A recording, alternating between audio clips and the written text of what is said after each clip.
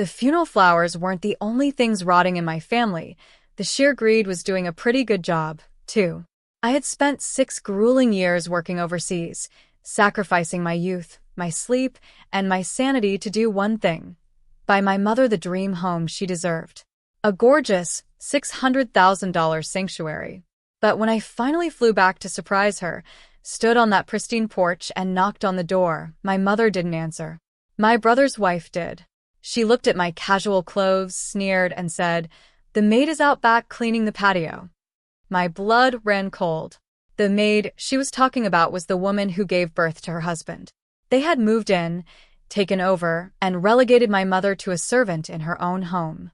But as I watched her smug smile, a quiet realization washed over me. They forgot one tiny detail. I still held the deed. My name is Maya, and at 28 years old, I thought I finally knew what accomplishment felt like. For 6 grueling years, I lived out of a suitcase in Tokyo and London, working 80-hour weeks as a software consultant. I skipped holidays, survived on convenience store meals, and missed every major family milestone. I did it all for one singular purpose: to buy my mother, Evelyn, the sanctuary she deserved after a lifetime of hardship. When I finally wired the final payment for a gorgeous $600,000 modern farmhouse in the quiet suburbs, I felt an overwhelming sense of pride. I didn't tell her I was flying back to California. I wanted to see the look of pure joy on her face when I handed her the keys. But when my taxi pulled into the pristine driveway, a strange knot tied itself in my stomach. A brand new luxury SUV was parked out front, taking up the space where my mom's modest sedan usually sat. I walked up the stone pathway, my heart pounding with excitement, and knocked firmly on the heavy oak door. The door swung open, but it wasn't my mother standing there. It was Chloe, my brother Leo's wife. She looked down at my casual travel clothes, completely failing to recognize me after so many years abroad. Before I could even open my mouth to speak, she sneered impatiently and said, "The maid is out back cleaning the patio. Go around the side gate if you're here for the delivery." Her words hung in the air, sharp and toxic. For a second, my brain couldn't process the sheer audacity. The maid she was referring to was Evelyn, the woman whose name was on the welcome mat, the woman who had sacrificed everything to raise her husband. I pushed past Chloe without saying a word, ignoring her indignant shouts as my sneakers clicked against the hardwood floor. I marched straight through the open French doors leading to the backyard patio. There she was, my mother, her hands red and raw, scrubbing concrete under the midday sun while wearing an old, faded t-shirt. When she looked up and saw me, the brush dropped from her hands and her eyes instantly filled with tears. We held each other tightly, but as soon as the initial joy faded, the devastating truth came spilling out. Evelyn tearfully explained that just 3 months after I bought the house, my brother Leo and Chloe lost their apartment due to unpaid debts. They begged to stay for a single weekend. But a weekend turned into a month, and a month turned into a total takeover. They moved themselves into the master bedroom, relegating my mother to the small guest room over the garage. Chloe had systematically gas-located her, constantly telling her she was a burden, a financial drain, and that the least she could do to earn her keep was handle the cooking and heavy cleaning. My mother was a prisoner of guilt in the very palace I had built for her. I forced myself to swallow the burning rage inside me and decided to play along for a few hours. I told Chloe I was just visiting for the weekend, pretending I was still a struggling corporate worker with no real assets. That evening, I sat down for a tense family dinner. The table was filled with expensive takeout, bought with my mother's dwindling savings, yet she was expected to clear the plates. Leo arrived home late, acting like the undisputed king of the castle. He poured himself a glass of wine and casually bragged about how his new real estate investment was paying off, even dropping hints to the neighbors that he owned the block. Chloe chimed in, tossing her manicured hands in the air, complaining about how hard it was to manage such a large property. She openly snapped at my mother for forgetting to bring extra napkins, treating her like a substandard employee right in front of me. Leo didn't even blink. He just stared at his phone, completely indifferent to his own mother's humiliation. They had no idea that I'd spent the last 6 years quietly accumulating wealth, nor did they realize that every single utility bill they ignored was being forwarded to my email. I sat there, taking slow, deliberate bites of my food, watching them dig a massive financial and social grave. I smiled pleasantly, letting them believe they had successfully fooled the world, all while keeping my lips tightly sealed about the storm that was coming. Early the next morning, I slipped out of the house under the pretense of checking into a local hotel.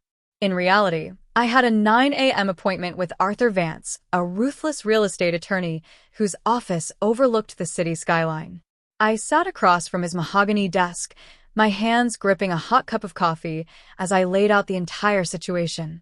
I handed him the digital files of the property purchase, the original wire transfers, and the closing documentation. Arthur adjusted his glasses, scanning the paperwork with a sharp, practiced eye before looking up at me with a grim smile. "Legally speaking, Maya, your brother and his wife don't exist here," Arthur said, tapping the clean white paper. "The deed is exclusively in your name. There is no lease agreement, no rent exchange, and no written permission allowing them to reside there. In the eyes of the law, they are simple guests who have vastly overstayed their welcome." He confirmed that because they had no legal tenancy rights, they were essentially trespassing on private property. I didn't want a long, drawn-out eviction battle that would drag my mother through months of courthouse stress and family drama. I asked Arthur exactly what my immediate rights were as the sole property owner. He leaned back in his chair, explaining that since no formal landlord-tenant relationship had ever been established, I was fully within my rights to secure my asset, revoke their guest privileges immediately, and take total control of the house without warning. The execution began at exactly 8 o'clock that evening. I had quietly tracked Leo and Chloe's schedule and knew they were heading out for an incredibly lavish anniversary dinner, ironically funded by a high-limit credit card they had forced my vulnerable mother to co-sign. The moment their luxury SUV pulled out of the driveway, I put my plan into motion. I called Marcus, a commercial locksmith I had hired for a premium emergency rate, who arrived in a van packed with heavy-duty tools. By 9 p.m., the house was undergoing a complete digital and physical transformation. Marcus methodically replaced every deadbolt and door handle on the front, side, and rear entrances with high-security smart locks. While the metallic drilling echoed through the quiet neighborhood, I sat at the kitchen counter with my laptop. I completely rewrote the security system codes, wiping out the access profiles Leo and Chloe had created. I updated every single emergency contact on the home automation app directly to my personal phone number, ensuring any alert would bypass them completely. Next, I logged into the utility portals, officially scheduling the water, gas, and electricity accounts to transition fully into my name by the following morning. As Marcus handed me the gleaming new set of physical keys, I felt the heavy weight of the last 24 hours finally begin to lift. The house was officially locked down, secure, and entirely under my control. At 1:45, the headlights of their luxury SUV cut through the darkness of the driveway. I stood quietly on the dark balcony upstairs, watching as Leo and Chloe walked up the stone pathway, laughing loudly from their expensive night out. Chloe reached for the front doorknob, sliding her key into the lock. When it refused to turn, her laughter died. She twisted it harder, jamming the metal into the keyhole, but the deadbolt wouldn't budge. Leo grabbed the handle impatiently, trying his own key, only for the electronic keypad to flash a bright, solid red. I slid the balcony door open and stepped into the cool night air. "Looking for these?" I called down, dangling the new set of keys in my hand. They both snapped their heads upward, their expressions freezing in sheer confusion. "Maya? What the hell is going on?" Leo shouted, his voice echoing across the quiet neighborhood. "Unlock the door. Our keys aren't working." "Your keys don't work because this isn't your house," I replied, my voice calm and unwavering. I gestured toward the driveway, where several neatly packed, heavy-duty moving boxes were stacked under the tarp. "I talked to my attorney this morning. The deed is mine, and your guest privileges are officially revoked. Every single piece of your clothing, jewelry, and paperwork is packed right out there." Chloe's face morphed from confusion to pure, unadulterated horror as the reality of the lockdown finally set in. Leo screamed and slammed his fists against the oak door, threatening to call the police, but I told him to go right ahead. My attorney was already waiting for the call with the deed in hand. Realizing they had no legal leverage and zero options, they were forced to pack their boxes into their SUV and drive away into the night. They eventually ended up renting a cramped, single-room studio apartment on the far edge of the city, finally forced to face the harsh financial reality they had spent months running away from. Meanwhile, I permanently moved back into the modern farmhouse, taking over the space to live alongside my mother. We spent the next few weeks redecorating, erasing every trace of the toxic couple and restoring Evelyn's peace as the true, rightful matriarch of her home. Now, I want to hear from all of you watching this video. Do you think I handled this situation correctly, or did I go too far by locking my own brother out in the cold? Drop a comment below and let me know your thoughts.